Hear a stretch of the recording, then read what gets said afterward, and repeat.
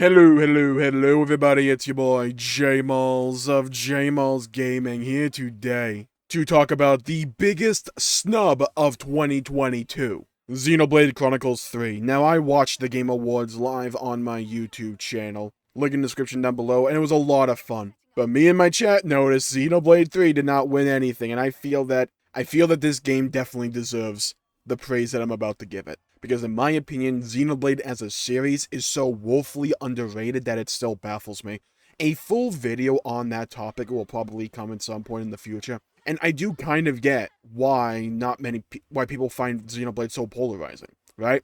It's constructed of largely polarizing features. The anime aesthetic is off-putting to some, not me. I love the art style, but for others, it's a put-off. The combat is also very polarizing to many. It's in the vein of an MMO, where it's constructed of a bunch of different buttons with varying effects on rather short cooldowns that you cycle through, you develop rotations for, or priority lists. A lot of people either like strictly turn-based JRPG gameplay, or the more fast-paced button-mashy style of action games that are out there. Nothing wrong with that, it's just a different style. One that, from my experience, can be rather polarizing for many, especially since the first 20 or so hours can be very slow. And also, we have to bear this in mind, Xenoblade is a 100+ hour RPG on the Nintendo Switch, a console designed to be able to be played, as a mobile device. Now, it definitely has a lot of fans on it. I am one of them. I love Xenoblade. There are definitely people that have the Switch that want to play these long-form RPGs.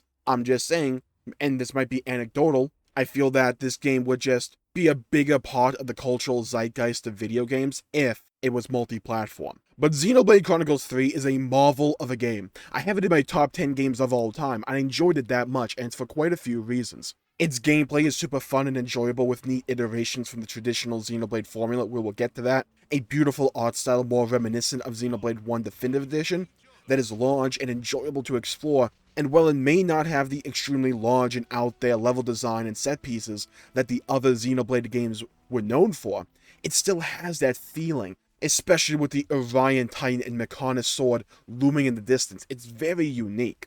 It's a beautiful game that has its own charms to it. And what Xenoblade 3 gets right, in my opinion, is tucking truly extravagant and cool locations away and off the beaten path. It's an open world that doesn't feel like it's just filled with a to-do list of random crap to do.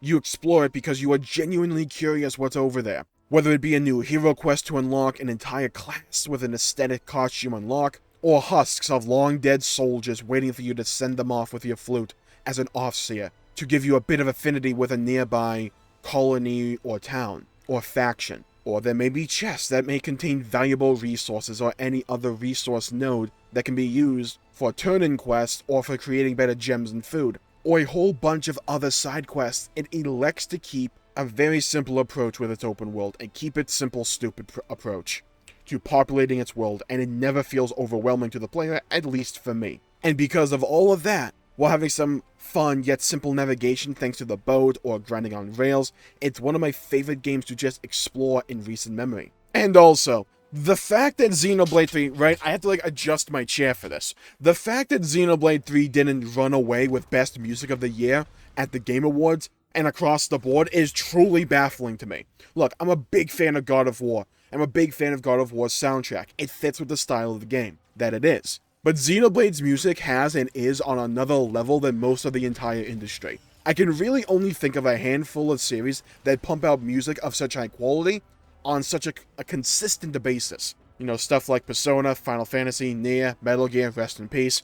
Maybe I'm forgetting a few others, but Xenoblade is of that highest of tiers, and 3 is no exception. Why is Xenoblade's music so good? Well, let's talk about that a bit. I do have a longer video going into more detail with certain songs, but what 3's OST does is further the narrative in the music. It's not just enhancing or bolstering, it does that, but what it does is further the narrative. It's telling the story in the music. The music augments the pacing of critical scenes and it amplifies the emotional resonance you have with these scenes.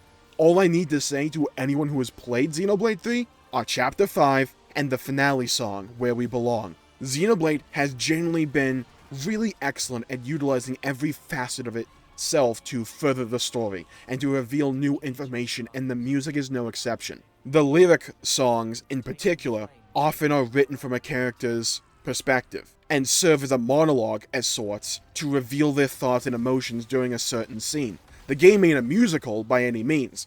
Action and plot are happening on the screen during these songs, but if you listen closely and you pay a little bit of attention to the lyrics and the overall tone and pacing of the song, a little bit more of the overall story and what these characters are thinking is unraveled before you. The actual story and storytelling itself is also S tier, and largely why this game is in my top 10 games of all time. Xenoblade as a series tends to be more about claiming your future for yourself, and 3 has an interesting twist on that. Very early on, Xenoblade sets up a fascinating world, the factions, antagonists, backstory, numerous characters, teases at their backstory as well, and establishes your core party that will accompany you throughout the game. The beginning especially is perfectly paced in my opinion, and throws you right into the thick of things, and engrosses you. The story itself is amazing and engrossing, the message is thought-provoking, the experience is emotional, and the plot is nearly perfectly paced, except for like one section near the end of the game that felt like they needed to pad a bit. The world itself is memorable and meaningful, the characters are relatable and lovable, while offering various perspectives on the overall plot. The game knows when it needs to relieve yourself of the tension of the overall plot. It knows when it needs to slip a little bit of comedy in, but not too much.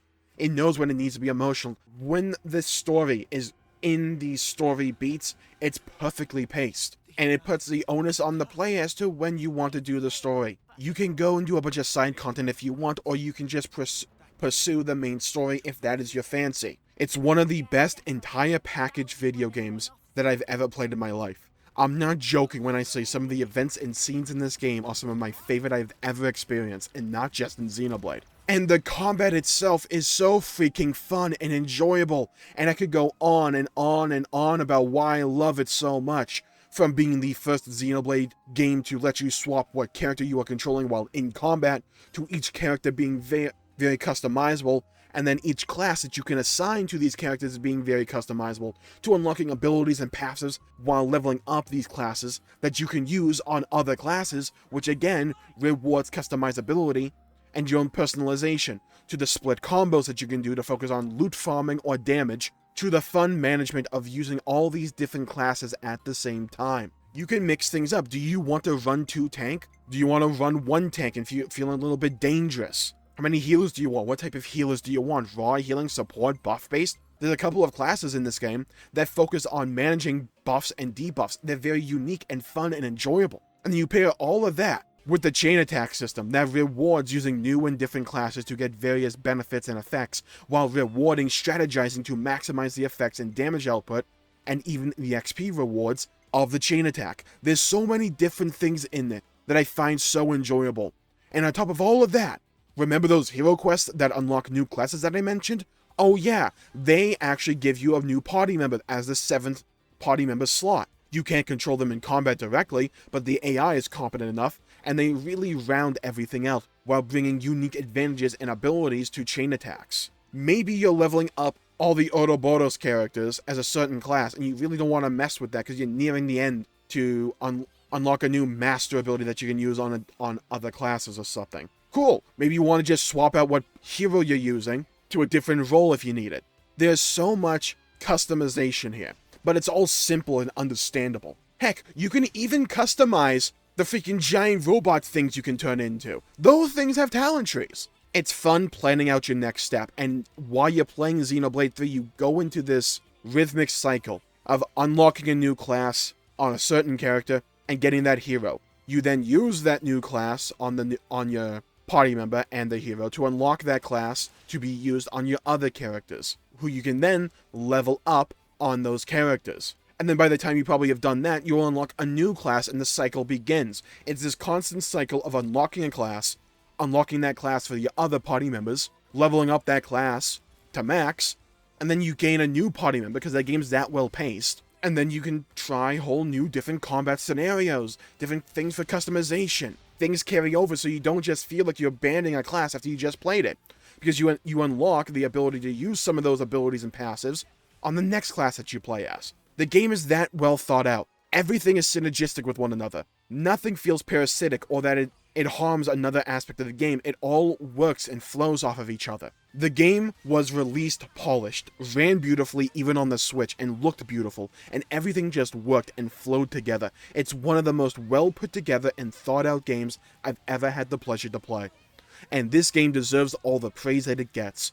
Because yes, it does have its flaws. I think enemy mechanics are rather subpar, and I don't really notice or remember them. And there's some pacing issues at the end, but the overall experience is so good and so consistently good. And the combat loop itself is so fun and engrossing that I just don't really care about the bad in the grand scheme of things. Sure, I'll mention them if I'm comparing this game with like other Xenoblade games, or if we're like really trying to get down in the weeds and nitpicking. But the overall experience is still one of my favorite games of all time. Because every game will have its downsides. It's just, if the positives are so high and amazing that you no longer really care or mind that the negatives exist, and that you largely forget about them while playing, I think that's the mark of a stellar game in my opinion. And Xenoblade Chronicles 3 is my personal game of the year. I have not finished Ragnarok yet, and I think Ragnarok is a really good game. But to me, Xenoblade 3 is one of the best games ever made. Personally, I think it has the best narrative of the year. I think it has the best soundtrack of the year. And to me, like I said, it's my game of the year. So thank you all for tuning in. My pleasure for making the video. If you enjoyed it, please leave a comment down below with your thoughts, your opinions on Xenoblade Chronicles 3. Have you played it? Have you not played it?